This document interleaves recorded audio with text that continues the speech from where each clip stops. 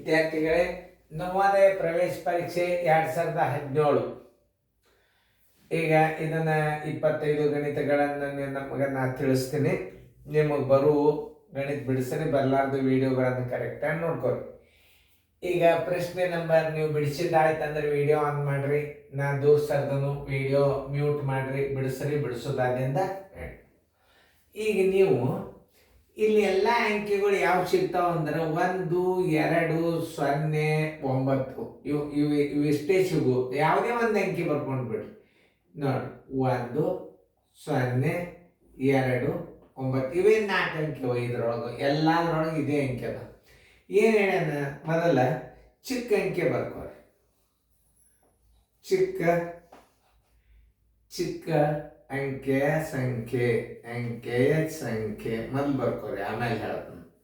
ಅಂಕೆಯ ಸಂಖ್ಯೆ ಬರೋಬರಿ. ಚಿಕ್ಕ ಅಂಕೆಯ ಸಂಖ್ಯೆ ಬರೆಯಾಗಿ ಏನು ಮಾಡಬೇಕಪ್ಪ ಅಂದ್ರೆ ಮೊದಲು 1 ಬರಿಬೇಕು, ಆಮೇಲೆ 0 ಬರಿಬೇಕು, ಆಮೇಲೆ ಏನು ಬರಿಬೇಕು 2, ಆಮೇಲೆ 9 ಬರಿ. ಇದೇನು 4 ಅಂಕೆ ಚಿಕ್ಕ ಸಂಖ್ಯೆ ಬಂತ.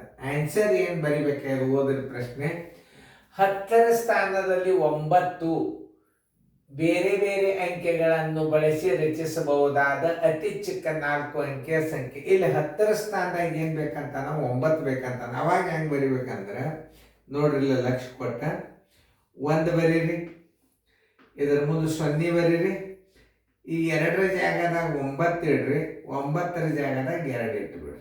ನೋಡಿ, ಇದೆ 10ರ ಸ್ಥಾನದಲ್ಲಿ 9 ಬರಬೇಕು. ಅತಿ ಚಿಕ್ಕ ಸಂಖ್ಯೆ ಅಂದ್ರೆ ಇದೆ, ಉತ್ತರ ಸಂಖ್ಯೆ ಎ. ಇಷ್ಟೇ ನೀವು ತಿಳ್ಕೊಳ್ಳೋ. ಮೊದಲ ಚಿಕ್ಕ ಸಂಖ್ಯೆ ಬರೆಯೋದು ಕಲಿಯೋದು.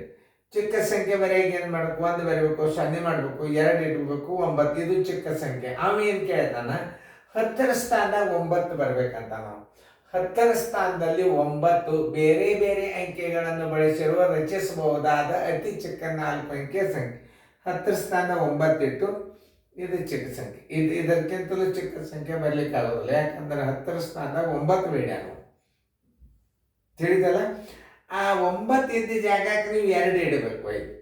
ಅಂದರೆ ನಿಮ್ಗೆ ಈಸಿಯಾಗಿ ನಿಮಗೆ ಬರೋದು ತಿಳಿತಲ್ಲ ಉತ್ತರ ಹೆಂಗೆ ಮಾಡಬೇಕು. ಸುಮ್ಮ ಆನ್ಸರ್ ಅಲ್ಲ. ಆಮೇಲೆ ಇನ್ನೊಂದು, ಇಲ್ಲಿ ಇವೆರಡು ಅಂಕಿಗಳು ದೊಡ್ಡವ, ಇವೆರಡು ಅಂಕಿಗಳು ಚಿಕ್ಕದವ. ಇಲ್ಲಿ ಅರ್ಥ ಮಾಡ್ಕೋಬೇಕು ನೀವು. ಇವೆರಡು ಅಂಕಿಗಳು 20, 21 ದೊಡ್ಡದಾಯ್ತು. 10, 92, 12, 90. ಈ ಎರಡರೊಳಗೆ ಅತಿ ಚಿಕ್ಕದು ಯಾವುದು? ಇದು. 10ರ ಸ್ಥಾನದಾಗ 9 ಅದ. ಇದೇ ಉತ್ತರ ಆಗ್ತದೆ. ಹಿಂಗೂ ನೀವು ಬಾಯಲ್ಲಿ ಉತ್ತರ ಹಾಕ್ಬೋದು. ತಿಳಿತಲ್ಲ? ಇಂಥ ಅಂಕಿಗಳನ್ನು ಉಪಯೋಗ ಮಾಡಿಕೊಂಡು ಚಿಕ್ಕದು ದೊಡ್ಡದನ್ನು ಲೆಕ್ಕ ಮಾಡೋದು ಕಲಿಬೇಕು.